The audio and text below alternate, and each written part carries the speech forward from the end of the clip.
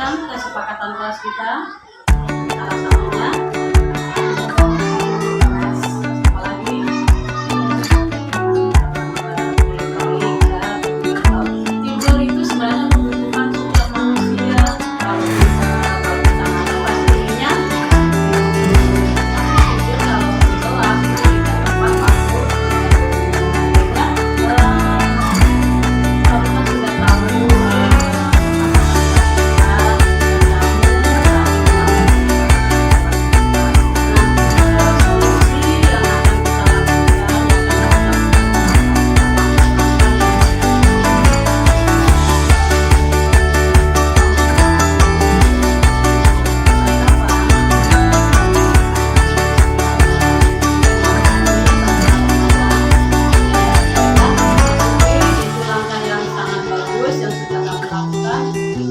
Mudah-mudahan kami jauh lebih baik lagi.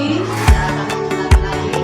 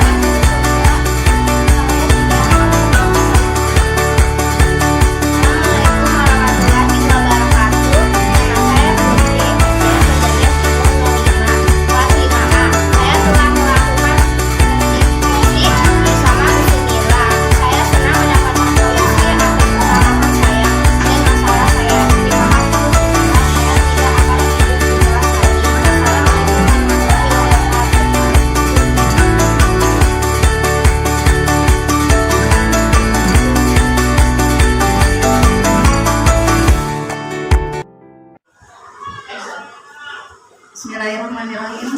Assalamualaikum warahmatullahi wabarakatuh. Selamat siang, salam sejahtera untuk kita semua. Yang saya hormati Bapak Kepala Sekolah SDN Pejaten Timur 05, Bapak Salah SPD. Yang saya hormati Ibu Wakil Kepala Sekolah Ibu Haja Yaya SPD beserta Ibu Sugiyati SPD serta teman-teman guru SDN Pejaten Timur 05. Puji syukur kehadirat Allah Subhanahu wa taala, hari ini kita masih diberi nikmat sehat sehingga kita dapat berkumpul dalam acara diseminasi modul budaya positif yang akan disajikan nanti oleh CGP kita Ibu Sumilah MPD. Baik, acara yang pertama adalah satu, pembukaan. Yang kedua, doa. Yang ketiga, sambutan dari Bapak Kepala Sekolah. Yang keempat, pengarahan atas sosialisasi diseminasi budaya positif. Yang kelima, lain-lain dan penutup. Baiklah, marilah kita buka acara ini dengan pembacaan basmalah. Yang kedua, doa yang akan disampaikan oleh Bapak Haji Nafis SPD. Kepadanya kami persilakan.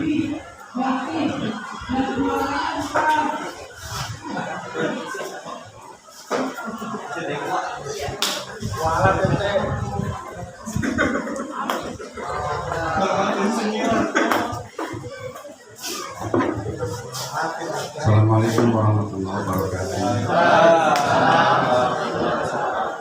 Bapak saya yang terhormat, para hadirin dan ibu wakilnya, ibu wakil kepala sekolah, serta pimpinan guru dan teknik. Mari kita awali acara ini dengan doa. Mudah-mudahan apa yang kita akan lakukan ini semoga dijaga dan dilihat keberkahan oleh Allah Subhanahu wa taala. Kita awali dengan pembacaan Al-Quran. Alhamdulillah walidina fi sholihat dan hadisin Nabi Mustafa Rasulullah sallallahu alaihi wasallam syirahul al-Fatihah.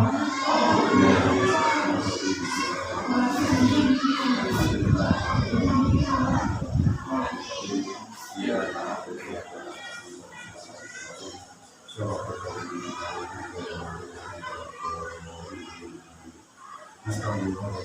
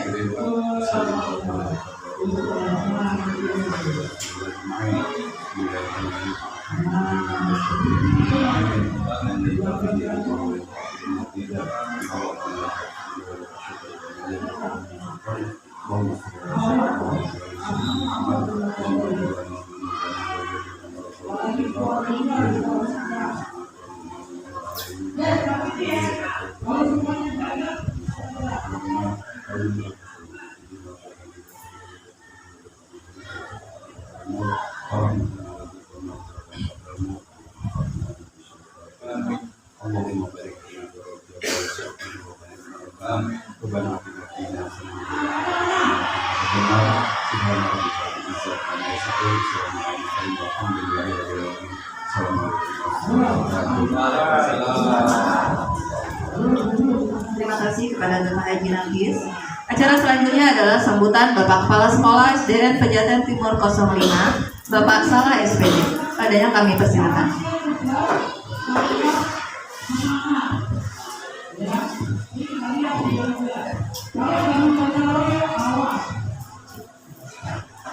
Terima kasih Ibu Pembaca. Bismillahirrahmanirrahim. Assalamualaikum warahmatullahi wabarakatuh. Puja dan puji syukur kita panjatkan kehadirat Allah Subhanahu wa taala. Salawat salam semoga Allah limpahkan kepada junjungan kita Nabi besar Muhammad sallallahu alaihi wasallam, pada keluarganya, dan insya Allah dan sebagai umatnya hingga akhir zaman. Mudah-mudahan kelak di masa kita mendapatkan syafaatnya. Yang terhormat Ibu Wakil Kepala Sekolah Bidang Kurikulum dan Bidang Kesiswaan, Ibu Suryati SPD dan Ibu Haja Hewat SPD, wabil khusus calon Guru Penggerak Angkatan 7 Ibu Sumilah MPD, teman-teman Bapak dan Ibu Guru yang berbahagia, terima kasih saya ucapkan yang sudah mendukung kegiatan ini, di mana kegiatan yang diberi judul desiminasi, ya.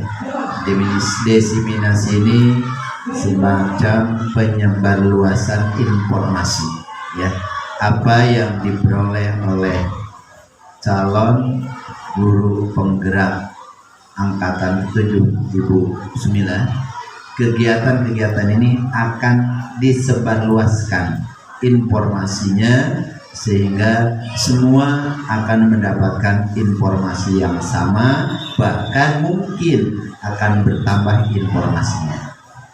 Oleh karena itu, sesuai dengan judulnya, artinya kita akan mengembangkan, meningkatkan budaya yang positif, ya. Budaya-budaya yang positif inilah yang harus kita angkat di lingkungan sekolah kita. Apalagi nanti mungkin sekarang lagi dipersiapkan untuk gerakan sekolah GSM, ya, gerakan sekolah yang menyenangkan.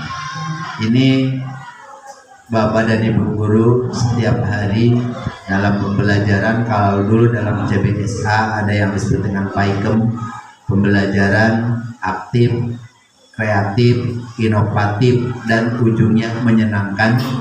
Dan ini pun mudah-mudahan dengan kurikulum merdeka, sekolah menjadi rumah kedua untuk anak-anak. Tentunya segala sesuatu tidak berkembang begitu saja, tidak datang dengan sendirinya. Tentunya harus belajar, dan terus belajar.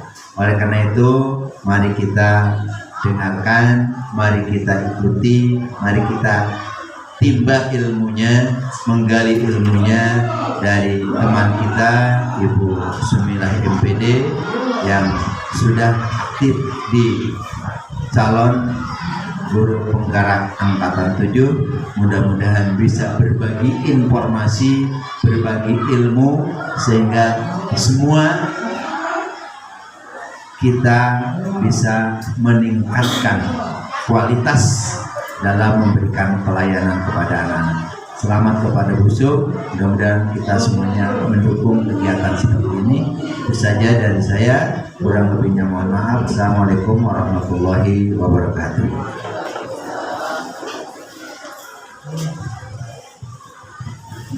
Terima kasih kepada Bapak Salah SPD. Acara selanjutnya adalah penjelasan dari Ibu Sumila MPD tentang diseminasi budaya positif. Padanya kami persilakan.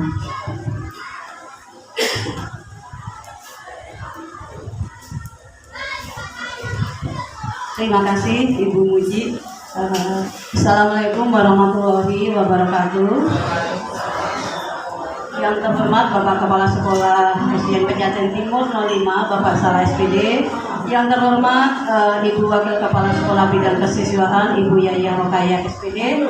Yang terhormat Ibu Wakil Kepala Sekolah Bidang Kurikulum Ibu Sugiyarti, serta rekan-rekan guru SDN Pejaten Timur 05 dan Dendik.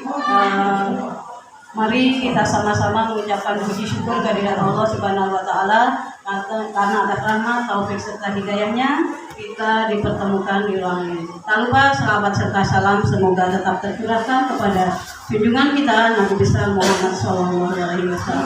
Teman-teman, mohon maaf saya beri dudukan sini, bukan saya lebih tahu. Nah, saat ini saya sedang mendapatkan tugas yaitu modul 1.4 yaitu budaya positif. Nah, tugas saya harus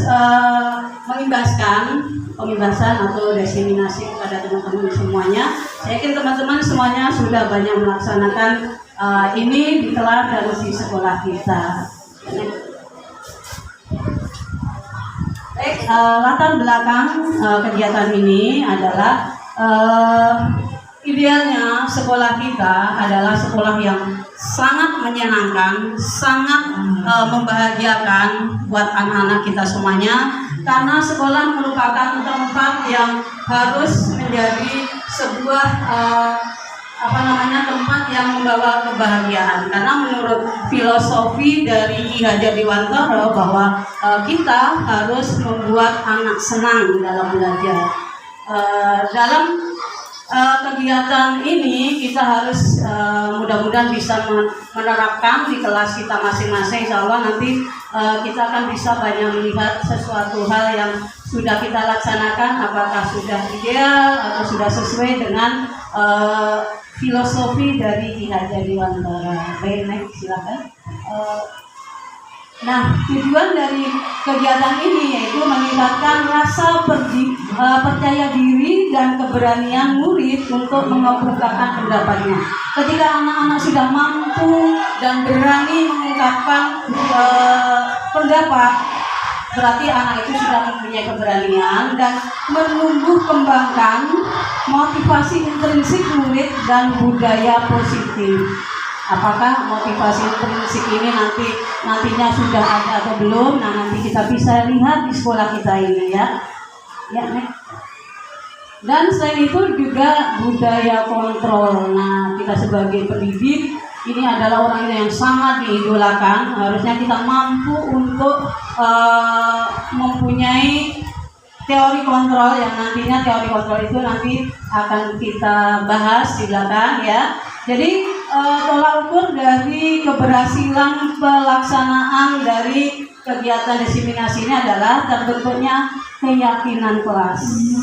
Yang selama ini di kelas-kelas kita yang ada adalah tata tertib, ya kan? Tata tertib kelas. Nah, apa bedanya nih keyakinan kelas dengan tata tertib? Nah, nanti kita akan sampaikan. Dan mudah-mudahan nanti di tahun ajaran baru kita sudah bisa semuanya membuat keyakinan kelas. Kenapa harus keyakinan kelas? Nah, nanti kita bisa lihat apa bedanya. Ya, baik. Ya, ini masa dari kegiatan ini yaitu menjelaskan kepada murid tentang keyakinan kelas, pentingnya keyakinan kelas seperti apa sih, dan mampu membuat keyakinan kelas bersama-sama dengan anak-anak. Mungkin nanti akan diresmikan dan kemudian anak-anak bisa melaksanakannya ya. Kemudian bisa mempraktekkan segitiga restitusi ya, segitiga restitusi. Kemudian adanya yang selain segitiga restitusi ada teori motivasi. Nah, ini yang akan kita pelajari hari ini ya.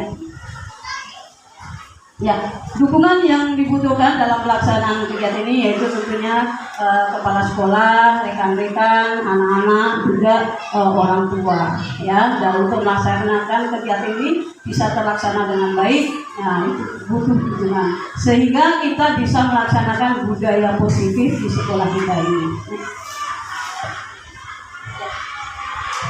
Pendidikan menurut Kyai Hajar Dewantara adalah pendidikan yang dimaknai dengan menuntun hidup. Jadi kita diibaratkan seorang petani yang menyemai benihnya di sawah ya. Jadi kita harus bisa menuntun. Kita bisa menuntun anak-anak ke arah yang lebih baik. Nah, dalam menuntun itu kita juga kadang di tengah-tengah jalan banyak hambatan, banyak gangguan ya. Di antaranya kalau nanam padi bisa tumbuh rumput, bisa tumbuh yang lain-lainnya. Nah, itu yang harus kita perhatikan. Bahwa menurut filosofi dari Ki Hajar Dewantara, kita sebagai makhluk sosial, manusia sebagai makhluk sosial itu kita tidak bisa hidup sendiri tanpa bantuan orang lain. Nah, guru sebagai sosok yang sangat ideal, yang sangat berperan dalam kehidupan anak-anak, nah kita harus bisa mampu untuk menuntun anak-anak dan memaksimalkan hasil dari diri anak-anak tersebut.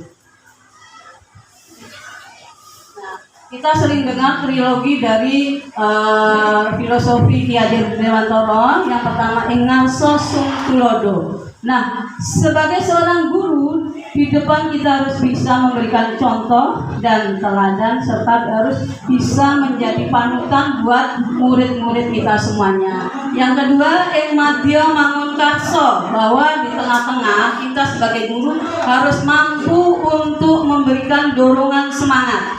Dan yang ketiga yaitu tuturi handa yani. Saya sudah sering sekali dengan filosofi ini, tapi kita harus memaknainya jauh lebih dalam, bahwa kita di belakang harus bisa memberikan dorongan. Oke, baik. Nah, kurikulum merdeka yang akan diterapkan di sekolah kita tahun depan, nah itu sebenarnya merupakan filosofi dari pemikiran Ki Hajar Dewantara, bahwa anak-anak harus belajar dalam keadaan bahagia.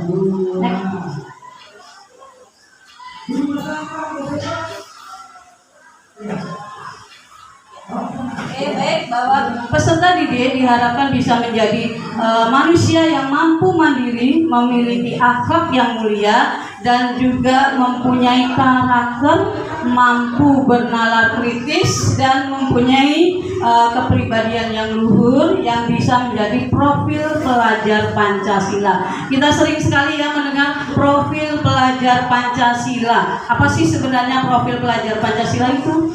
Nah, nanti kita akan termasuk pokok bahasan di sini. Nah, sebelum kita lanjut ke berikutnya, ada 3 pertanyaan pemantik. Pemantik itu yang yang membakar gitu ya. Baik, nih Bapak Ibu hanya mengatakan setuju atau tidak setuju. Yang pertama, hukuman dapat mendisiplinkan murid. Setuju atau tidak? Setuju? Setuju semua? Ada yang tidak setuju?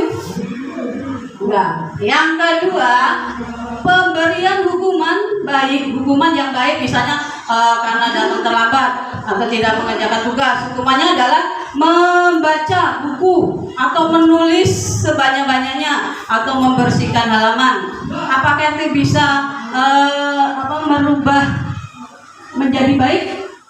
Setuju atau tidak? Setuju? Tidak. Hanya menjawab setuju atau tidak setuju. Ya. Kemudian yang ketiga, memberi penghargaan dapat meningkatkan disiplin murid. Setuju nggak? Setuju. Nah, jadi kita lihat, jadi hanya jawab saja, nanti belakang jawabannya ya. Setuju apa enggak sih sebenarnya? Nah, hari ini kita akan mempelajari tentang budaya positif. Ya, budaya positif akan mempelajari tentang disiplin positif, kemudian nilai-nilai kebajikan. Ya, nilai-nilai kebajikan apa saja sih yang sudah dilaksanakan di sekolah kita ini? Kemudian teori motivasi, hukuman, penghargaan, dan restitusi. Ya, ada beberapa kali dengar restitusi ya. Nanti akan kita lihat. Dan keyakinan kelas. Terus ada kebutuhan dasar dari manusia. Kemudian ada ada 5 ya, ada segitiga restitusi dan ditambah lagi profil belajar Pancasila. Nah, selain itu yang termasuk budaya positif dan menurut saya yang paling gres ini adalah GSM yang baru, sebenarnya baru-baru saja ya, belum ada sebulan. GSM ini gerakan sekolah menyenangkan. Ya, gerakan sekolah menyenangkan ini sebenarnya berawal dari 2 orang mahasiswa yang belajar di Australia yang bernama Novi dan siapa ya saya lupa.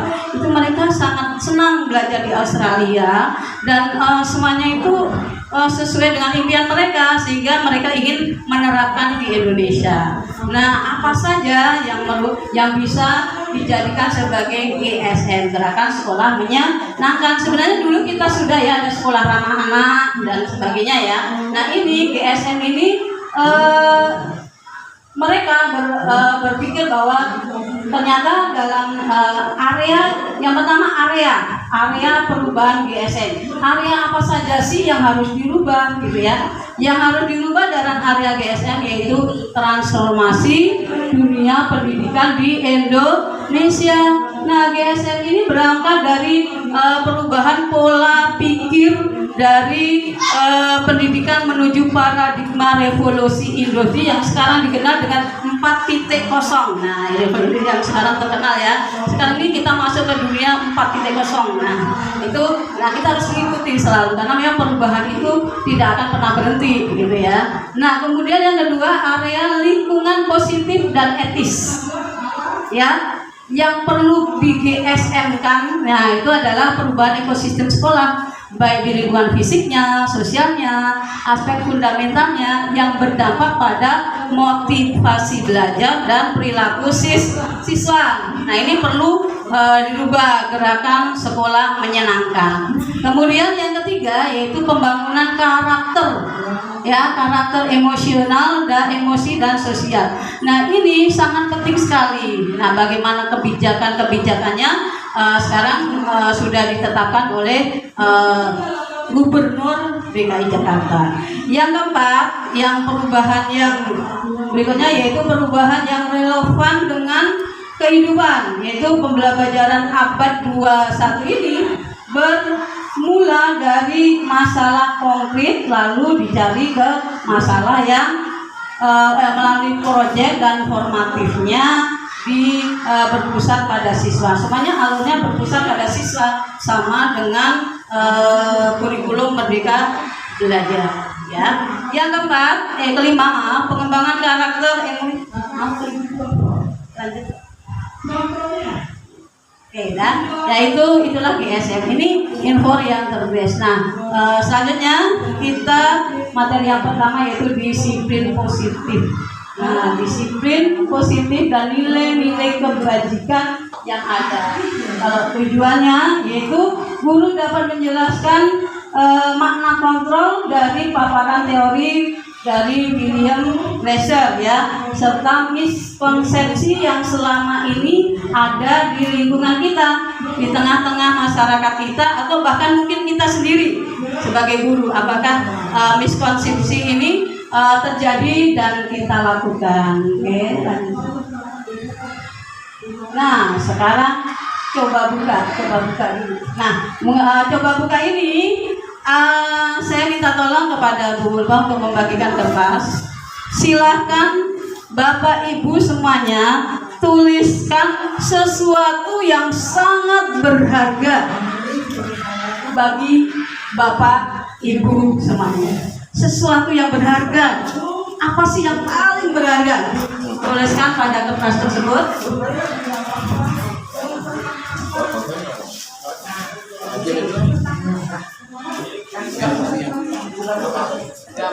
Kayak pensil. Di kata saja, boleh di kamu juga boleh. Oh, sesuatu yang sangat berharga itu apa? Ini kan bagi setiap orang berbeda-beda. Sudah ditulis.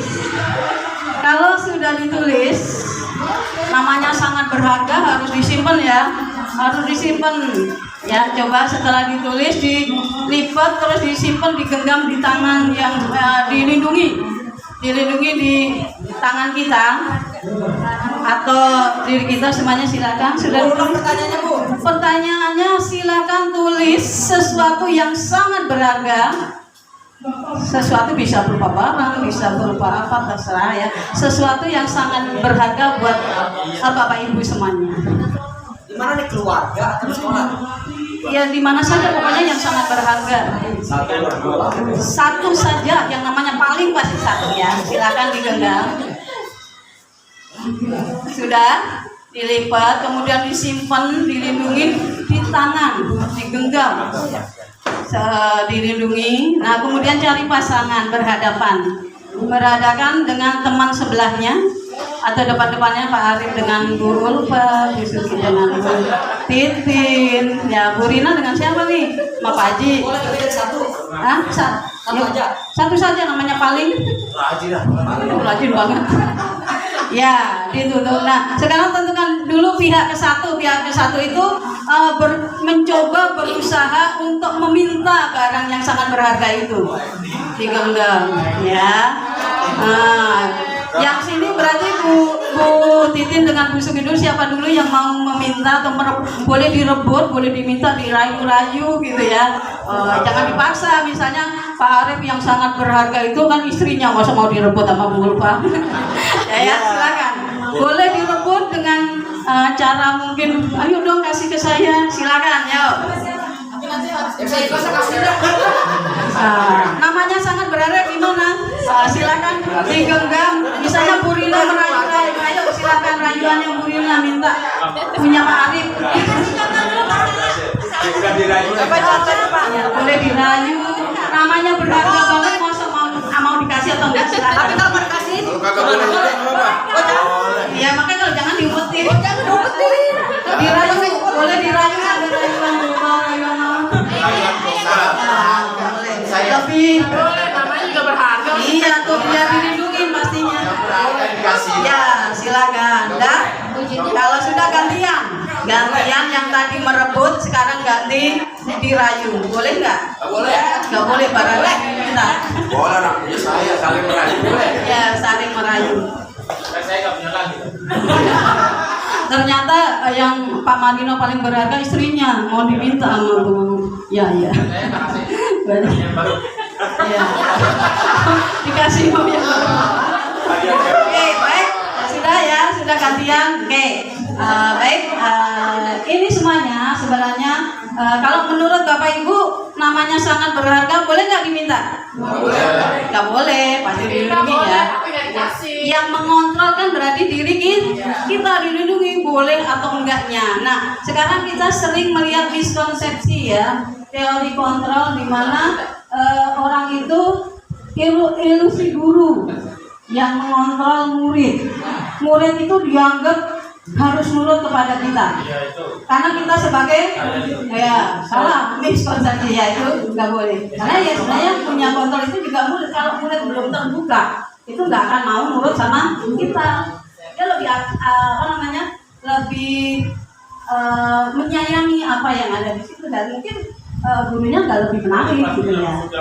Yang kedua, ilusi bahwa semua penguatan positif efektif dan bermanfaat. Setiap kita memberikan penguatan, dianggapnya itu semuanya itu sangat bermanfaat buat anak-anak, buat murid-murid kita. Padahal belum tentu juga, gitu ya. Nah itu yang miskonsepsi yang sering terjadi pada diri kita tentunya. Saya juga sama saja ya. Kemudian yang ketiga, ilusi bahwa ilusi bahwa kritik membuat orang merasa bersalah, dapat menguatkan karakter. Misalnya ada murid yang salah, kamu dikritik, kemudian kita bisa membuat merasa bersalah sehingga kita merasa bahwa kita punya karakter lebih kuat daripada siswa kita. Nah itu juga nggak boleh ya. Yang keempat, bahwa orang dewasa memiliki hak untuk memaksa, seperti tadi maksa mau minta gitu ya, dipaksa-paksa sampai dibuka-buka, dirayu-rayu. Nah itu juga nggak bisa. Kenapa? Karena semuanya sebenarnya yang punya kontrol adalah diri kita sendiri. Motivasi intrinsik, kalau kita belum bisa membuka, ya nggak bisa, karena kontrol itu adalah pada diri kita sendiri yang tahu, yang kapan kita akan membukanya. Nah, sama sebagai guru, kita harus bisa membuka murid kita nih, ya, karena mereka memang yang mempunyai kontrol, kita juga nggak bisa memaksa. Kita harus bisa menuntun, kata Ki Hajar Dewan Tulau, bahwa kita bisanya cuma menuntun, nggak bisa mengubah murid-murid kita mau diapain, mau di. Nah, ada beberapa cara yang mungkin bisa nanti kita lakukan. Nah, sebenarnya kalau kita ingin mengubah, menurut Stephen Kofer, bahwa bila kita ingin membuat kemajuan, ya sedikit-sedikit ya, jadi kemajuan itu perlahan sedikit-sedikit, ubahlah sikap. Yang pertama yang diubah itu adalah sikap atau perilaku kita sendiri nih yang harus dirubah, jangan orang dulu yang harus berubah. Ya, kita kalau merubah kita lebih enak daripada merubah orang lain, karena kita yang tahu diri kita sendiri, ya. Kemudian, namun bila kita ingin memperbaiki cara-cara utama kita, maka kita perlu mengubah kerangka anjuran kita, ya. Dan ubahlah bagaimana Anda melihat dunia, bagaimana Anda berpikir tentang manusia, bagaimana kita berpikir tentang paradigma kita sendiri, ya. Skema pemahaman dan penjelasan aspek-aspek tentang realitas yang ada. Ini pendapat yang tadi ya. Nah, sekarang kita lihat stimulus respon ya, bahwa kita sering melihat realitas kebutuhan kita disamaratakan, padahal kebutuhan kita adalah berbeda. Itu menurut teori kontrol. Anak dianggap semuanya sama kebutuhannya di kelas kita, padahal setiap anak itu mempunyai kebutuhan yang berbeda. Tapi kadang kita menyamaratakan di kelas itu ya, kadang ya memang nggak mungkin lah kita satu persatu ya, itu wajar. Ya nggak apa-apa, kita berubah sedikit demi sedikit. Oh mungkin kita bisa dengan teknik, kita mengetes nih, ternyata di kelas saya itu gaya belajar anak-anaknya pun berbeda-beda, sehingga kita perlu menyelami mereka. Si A ini misalnya begini ini gaya belajarnya adalah auditori, ketika dijelaskan dia cuek-cuek aja nggak kemana-kemana, karena dia akan sangat mengerti dengan telinga pendengaran. Kalau Bu Ulfa harus melototin kayak orang yang dari atas sampai ke bawah, orang yang ngomong harus lihat. Itu adalah ciri-ciri orang visual. Kalau orang yang kinestetik lari sana lari sini, jadi kalau anak-anak kita lari sana sini bangunin dan sebagainya. Mari kita pahami anak kita memang berbeda. Dan semua itu sebenarnya 3 hal ini ada pada diri setiap anak-anak kita. Tapi ada yang menonjol auditori, ada yang menonjol visual, ada yang menonjol kinestetik. Nah, bagaimana strategi kita mengajar? Ya ajarin, anak visual itu senang dengan warna-warni, sering-sering gambar. Kemudian anak auditori ini nggak bisa dengan suara berisik. Lebih baik belajar kalau di mana dia harus belajar di tempat yang tenang, nggak bisa berisik. Dia harus bisa mendengarkan suara sendiri. Tapi dia kalau belajar harus keras-keras bacanya. Ini ciri orang auditori. Nah, harus kita pahami seperti itu. Jangan disamaratakan, jangan main. Kamu nggak bisa diem.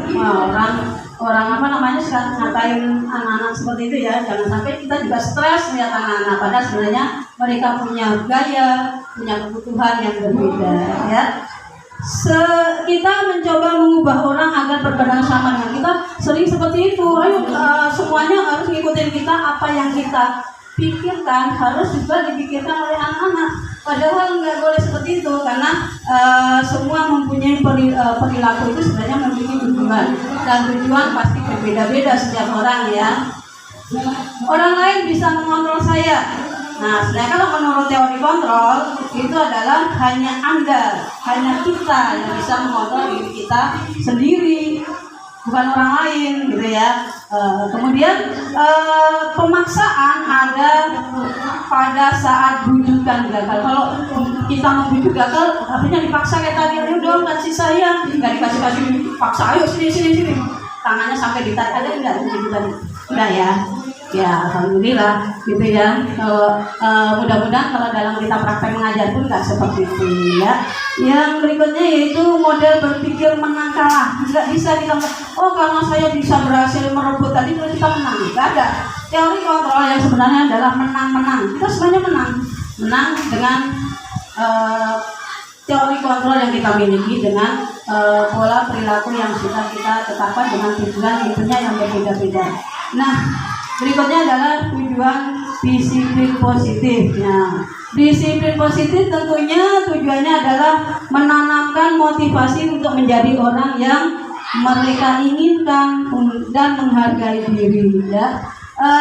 Diri sendiri dengan nilai-nilai yang mereka percaya, dan akan tetap berperilaku baik dan berlandaskan nilai-nilai kebajikan karena mereka ingin menjadi orang yang menjunjung tinggi nilai yang mereka hargai dan untuk mencapai tujuan tersebut. Ya, konsep merdeka menurut Ki Hajar Dewantara. Ini Pak Marino nih yang tahu nih. Merdeka itu jarwannya Nora mau ngelepas sing pangreh. Ya, bahasa Jawa tinggi nih. Ya, ning uga kuat apa Pak? Kuwasa aman diri priyonggo. Tapi ada artinya di bawah. Di bawahnya ada translate-nya sih. Itu ya, bahwa ya ini bahasanya tinggi nih ya Pak ya. Bahasa keraton ya. Bahasa keraton. Oke, bahwa merdeka itu ada pada diri kita sendiri ya. Nah, sedangkan disiplin menurut Diana Gosen yaitu bahwa Diana Gosen menyatakan arti kata disiplin sebenarnya dari bahasa Latin yaitu disiplin ya, yang artinya belajar. Ya, kadang kita kalau sekarang ini mengatakan disiplin itu harus tertib gitu ya. Nah, sekarang coba saya ingin tanya, kalau kita memakai helm tujuannya untuk apa ya? Macam-macam. Supaya apa? Macam. Ada yang takut ditilang. Takut ditilang. Terus? Takut kena panas. Melindungi kepala. Wah, ini kalau yang melindungi kepala sudah motivasi dari dalam diri sendiri, bagus, berarti nggak ada polisi ataupun ada polisi tapi tetap pakai helm. Tapi kalau supaya tidak ditilang berarti itu faktor eksternal, bukan dari dalam diri sendiri, karena tujuan itu memang berbeda-beda. Ini tadi berkaitan dengan teori motivasi. Boleh next silakan. Ya, nilai kebajikan yang universal, bahwa nilai-nilai kebajikan adalah menyatakan bahwa di setiap perbuatan memiliki suatu tujuan. Semua yang kita lakukan itu ada tujuannya ya. Dan nilai-nilai kebajikan adalah ya, sifat positif manusia yang merupakan tujuan mulia yang ingin dicapai setiap individu. Nah, namanya universal itu maksudnya berlaku di mana saja, kapan saja, dan untuk siapa saja, berarti umum, berlaku semuanya ya. Nah, sekarang kita ke nilai-nilai kebajikan. Yang pertama adalah profil pelajar Pancasila. Nah, profil pelajar Pancasila ini merupakan muaranya dari kurikulum Merdeka nanti. Ada 6 elemen dari profil pelajar Pancasila. Yang pertama adalah beriman dan bertakwa kepada Tuhan Yang Maha Esa dan berakhlak mulia. Yang kedua, berkebinekaan global. Yang ketiga gotong royong. Yang keempat, mandiri. Kelima, kreatif. Dan yang keenam adalah kenalan kritis. Kalau dinyanyi ya, kita nyanyi coba.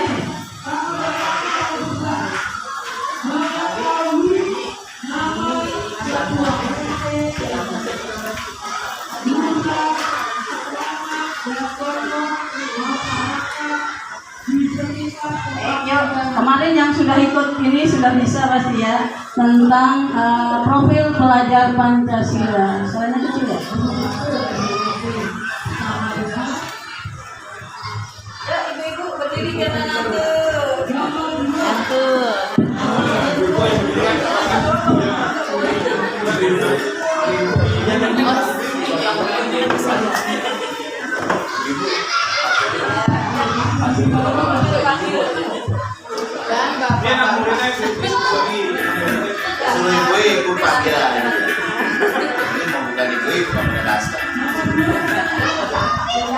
Mulai ya nanti.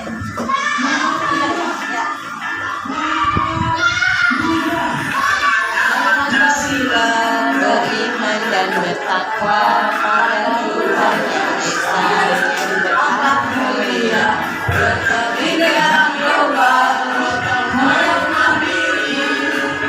kreatif dan bernalar kritis. Lagi. Pancasila beriman dan bertakwa pada Tuhan Yang Esa dan berharap mulia, kreatif dan bernalar kritis.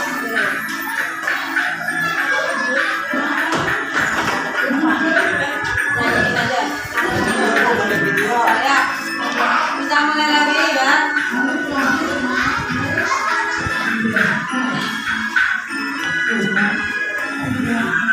Pancasila beriman dan bertakwa pada Tuhan Yang Esa dan berakhlak mulia, berkebinekaan global, yang mandiri, kreatif dan bernalar kritis. Pancasila beriman dan bertakwa pada Tuhan Yang Esa dan berakhlak mulia, berkebinekaan global, gotong royong mandiri, kreatif dan bernalar kritis, kreatif dan bernalar kritis. Terima kasih. Nah, dengan dinyanyikan kita akan jauh lebih hafal. Mudah-mudahan nanti anak-anak kita sering-sering kita sampaikan, mungkin di kelas nanti Bapak Ibu semuanya bisa menyampaikan sehingga anak-anak cepat hafal. Atau mungkin ketika kita senam atau habis upacara juga boleh. Itu untuk menanamkan karakter profil pelajar Pancasila sehingga bisa lebih terlaksana dengan baik. Nah, nilai-nilai kebajikan yang kedua itu yaitu sama ya. Jadi di 6 organisasi atau institusi itu ada nilai-nilai kebajikan yang disampaikan dan semuanya sebenarnya hampir sama. Kalau tadi profil pelajar Pancasila, yang kedua itu PYP, kemudian ada 9 pilar karakter dulu ya yang disampaikan. Nah itu merupakan nilai-nilai kebajikan. Ada 6 ya. Berikutnya adalah tentang lifelong ya, dan petunjuk hidup itu ada 9 petunjuk hidup. Nah itulah nilai-nilai kebajikan yang mungkin bisa kita terapkan dalam kehidupan sehari-hari juga kepada anak-anak semuanya. Tapi sekarang yang sedang kita galakkan yaitu profil pelajar Pancasila. Yuk. Kemudian ada yang kelima, the second essential truth. Ya, mungkin bacanya salah ya. Ya, lanjut. Oke, nah itu nilai-nilai yang ada. Ada nilai peduli, nilai keterterangan, nilai kebersamaan. Nah ini nilai-nilai ini nanti bisa kita terapkan ketika kita membuat keyakinan kelas. Dalam keyakinan kelas ini adalah harus kata-kata yang positif, nggak boleh yang kata-kata yang negatif ya. Yuk lanjut. Nah sekarang ayo kita mari diskusikan apa saja sih nilai-nilai kebajikan di sekolah kita selama ini, perlu dirubah atau tidak. Coba nilai kebajikan kita apa saja.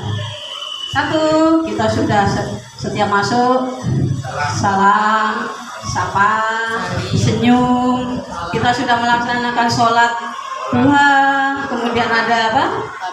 Tadarus di kelas, doa sebelum kita belajar, kita melaksanakan senam bersama, upacara. Itu semuanya adalah nilai-nilai kebajikan yang sudah kita laksanakan. Apakah ada yang perlu dirubah atau ditambahkan mungkin?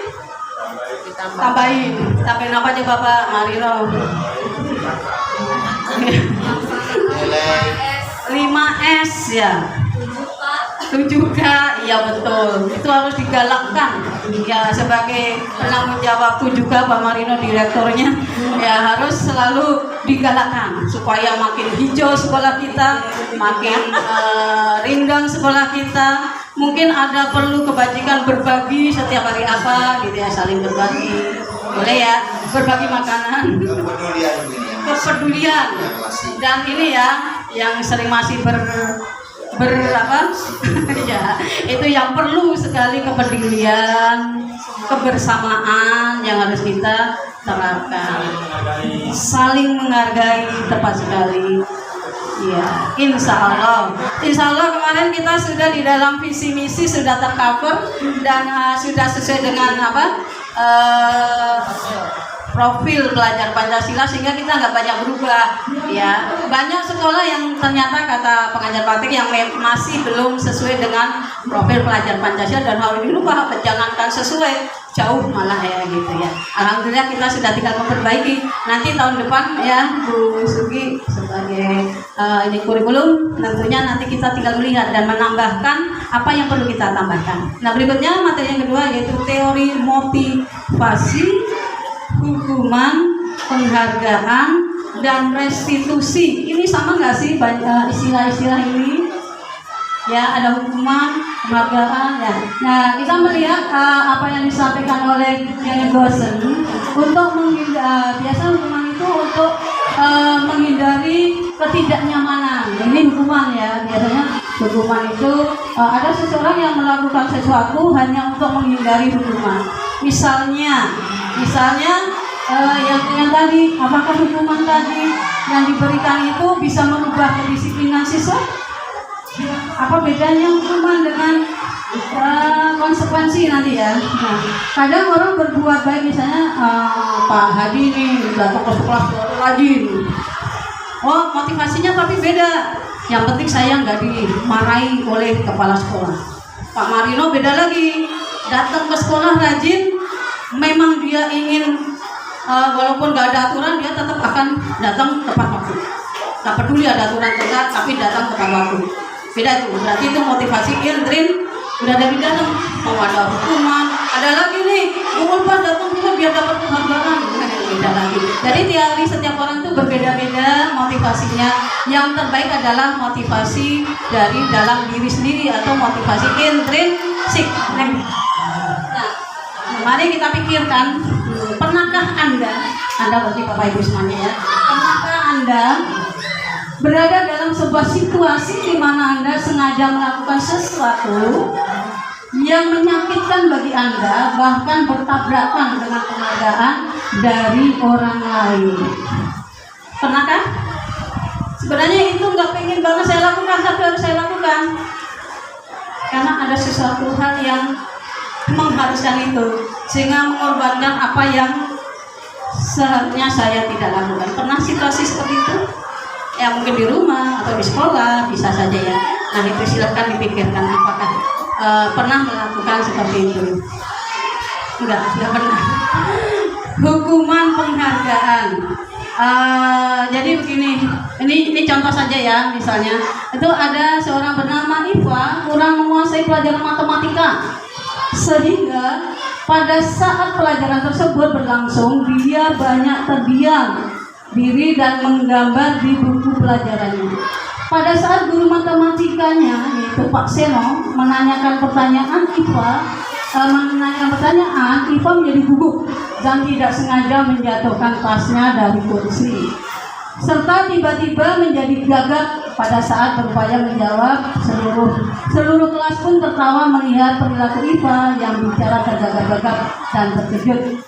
Pak Seno pada saat itu membiarkan teman-teman Iva menertawakan Iva yang tergagap dan malu luar biasa, dan malahan minta Iva untuk maju ke depan dan berdiri di depan kelas sambil menunjuk hidungnya karena tidak bisa menjawab pertanyaan Pak Seno. Kelas makin gaduh dan anak-anak pun tertawa melihat Iva di depan kelas memegang ujung hidungnya. Nah, apakah setuju dengan tindakan Pak Seno? Pasti tidak. Apakah pernah kita lakukan? Tidak. Ya. Menurut Anda nih, hukuman ini termasuk hukuman atau konsekuensi? Hukuman. Apa bedanya hukuman dengan konsekuensi? Hukuman itu tindakan yang hukuman tidak menyenangkan. Terus kalau konsekuensi sebagai solusi, ya betul sekali. Kalau hukuman biasanya itu berlaku mendadak, tidak dulu dipertimbangkan dan dalam waktu yang cepat. Sedangkan konsekuensi biasanya sudah disepakati bersama-sama dan itu sebuah hasil kesepakatan sehingga mereka akan melaksanakan tanpa salah. Nah, selanjutnya hukuman, yang tadi hukuman ya. Contohnya nih, kalau hukuman itu tidak terencana, tiba-tiba bersifat satu arah, hanya kita sebagai penguasanya, tidak melibatkan murid untuk memberikan masukannya dan biasanya berupa fisik. Sedangkan konsekuensi itu sudah terencana, sudah disepakati bersama dan diberikan berdasarkan suatu data yang umumnya nantinya kalau kita sudah membuat keyakinan kelas, nah itu sudah terkenal seperti itu konsekuensinya. Nah, sekarang restitusi. Pernah dengar ya kata restitusi? Restitusi ada di situ ya. Restitusi itu proses menciptakan kondisi bagi murid untuk memperbaiki kesehatan mereka sehingga mereka bisa kembali pada kelompok mereka tanpa merasa bersalah dengan karakter yang lebih kuat.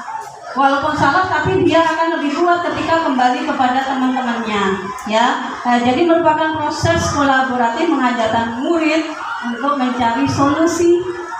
Ya, dihukum oleh penghargaan. Maksudnya apa nih? Kayak tadi ya, memberikan penghargaan kepada anak. Benar nggak sih? Bisa mendisiplinkan anak? Yang tadi pertanyaan di depan pemantik tadi. Ternyata memberikan penghargaan itu tidak membuat anak menjadi lebih disiplin.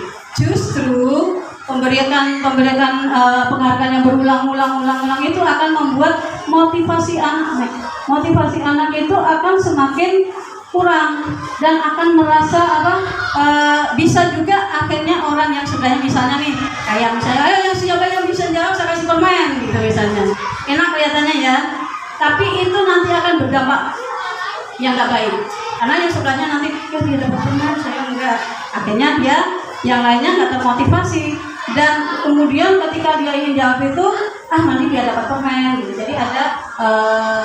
Jadi kemudian motivasinya itu bukan motivasi intrinsik tapi motivasi ekstrinsik, mematikan karakter. Memberikan penghargaan itu mematikan karakter, mematikan motivasi yang baik. Nah, jadi penghargaan itu yang diberikan itu jangka panjang dan terus menerus maka akan berdampak menurunkan kualitas.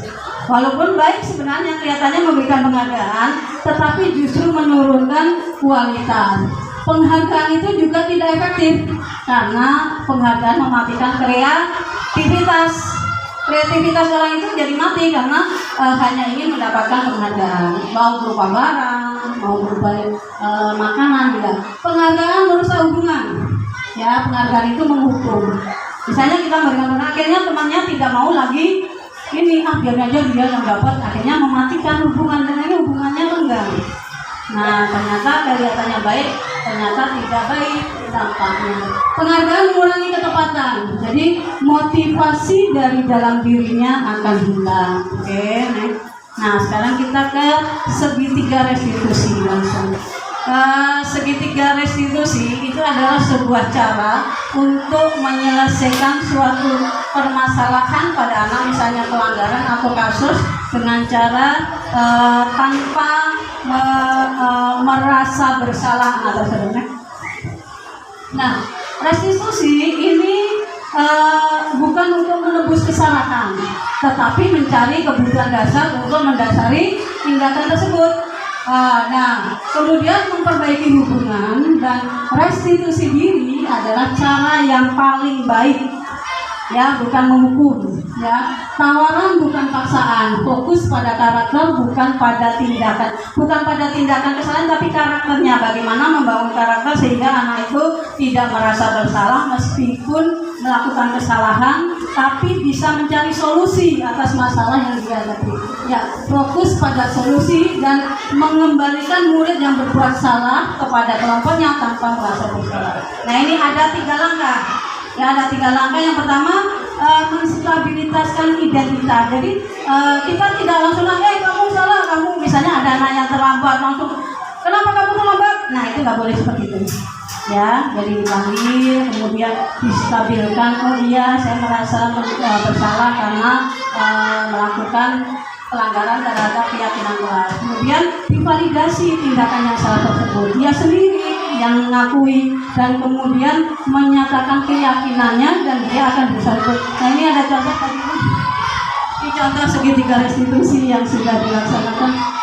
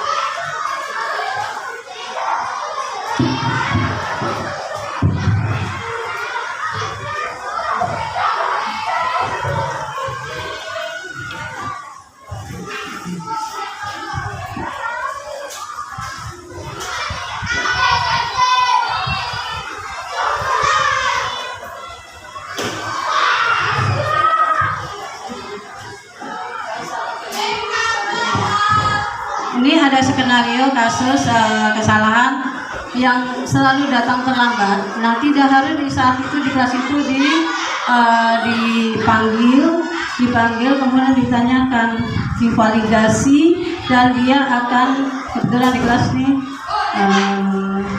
melakukan beberapa kali kesalahan dan akhirnya harus kita selesaikan. Ketika kita sudah melakukan segitiga restitusi ini, anak-anak akan berusaha melaksanakan keyakinan kelas dengan cara yang mereka sendiri yang meyakininya.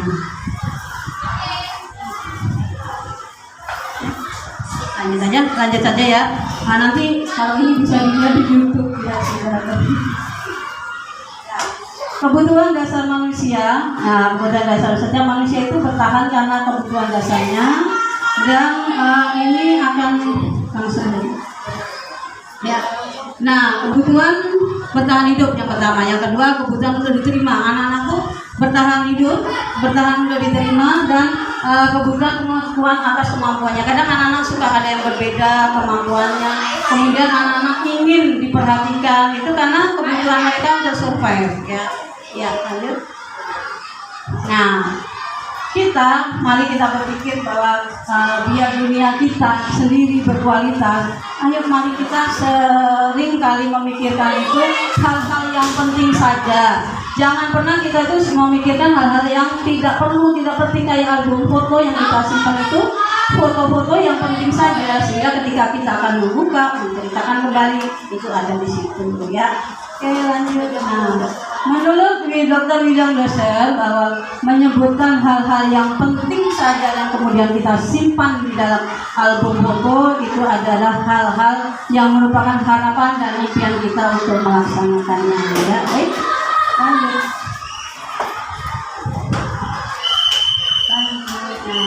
Ya, terus 5 posisi kontrol ya. Oke, lanjut. Posisi kontrol yang dimiliki oleh seorang guru, yang pertama kita sebagai penghukum. Sebagai penghukum itu kita selalu menyalahkan anak dan kemudian menghukum.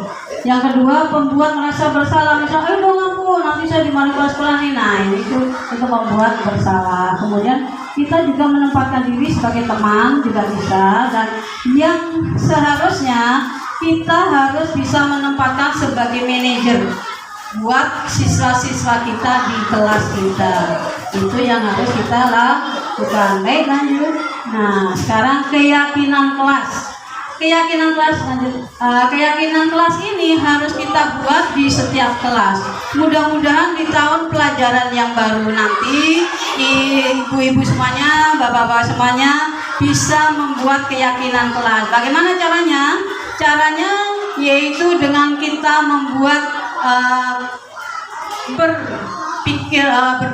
tukar pikiran dengan anak-anak kita, kemudian mereka menyebutkan kelas impian seperti apa sih yang mereka inginkan, kemudian dituliskan, nah kemudian musyawarahkan kembali, kemudian dituliskan. Nah, keyakinan kelas ini sebenarnya lebih efektif dari peraturan tata tertib, ya, karena keyakinan kelas ini kita yang buat, kemudian kita yang melaksanakan, dan anak-anak nanti akan tanda tangan di bawahnya. Semuanya sepakat, kemudian meyakini bahwa itu adalah keyakinan kelas yang harus dilaksanakan. Oke ya, tata caranya ada, nanti bisa kita lihat. Yuk lanjut. Nah, keyakinan kelas itu bisa ditinjau kembali dan kemudian bisa juga mengundang orang tua untuk menyepakatinya.